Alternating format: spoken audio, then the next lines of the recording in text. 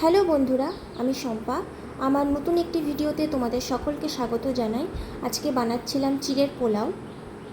চিড়েটাকে আগে থেকে ভিজিয়ে ধুয়ে ভালো করে ঝরিয়ে নিয়েছিলাম। তারপরে আলু, একটু গাজর কেটে নিয়েছিলাম। তারপর কড়াই চাপিয়ে দিয়েছিলাম, তার মধ্যে অল্প করে তেল। তারপরে তেলের মধ্যে দেব অল্প গোটা জিরে, তার সাথে দেব গোটা সর্ষে, কালো সর্ষে যেটা, দিয়ে ভালো করে একটু ভেজে নেব। জিরে সর্ষেটাকে যখন তেলে দেবেন তখন গ্যাসের ফ্লেমটাকে একদম লো রাখবেন, যাতে মশলাটা বেশি ভাজা না হয়ে যায়।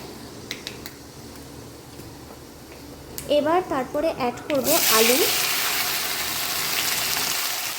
আলুটা অল্প নাড়াচাড়া করে তারপর অ্যাড করব অল্প করে গাজর, আর সাথে আমি দিয়েছি খোসা ছাড়ানো বাদাম। ভালো করে নাড়াচাড়া করব। তারপরে দিয়ে দেব কারি পাতা। এবার কারি পাতাটা দেওয়ার পরে তার সাথে সাথে অ্যাড করব ধনে গুঁড়ো, অল্প করে জিরে গুঁড়ো, আর অল্প সামান্য একটু হলুদ।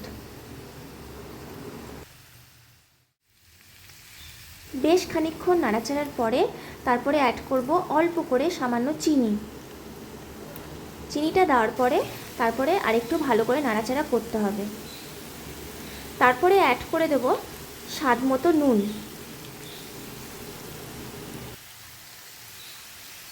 চিড়ের পোলাও সাধারণত আমি দুই রকমভাবে বানিয়ে থাকি। একটা হলো একটু মাখা মাখা টাইপ, আরেকটা হলো ঝরঝরে চিড়ে। তো আজকে মাখা মাখা করেছি, কারণ মেয়ে খাবে বলে। কারণ ঝরঝরা চিড়েটা সে খেতে পারে না, শক্ত শক্ত তার লাগে। তো সেই জন্য আজকে একটু নরম করে করেছি চিড়েটা। আর সামান্য এখানে একটু দুধ অ্যাড করব, যাতে চিড়েটা একটু নরম নরম হয়, সেই জন্য। বানিয়ে দেখো, তোমরা তোমাদের বাচ্চাদেরকেও খাওয়াতে পারবে। ভিডিওটি ভালো লাগলে অবশ্যই লাইক, শেয়ার, কমেন্ট করে দিও। টাটা।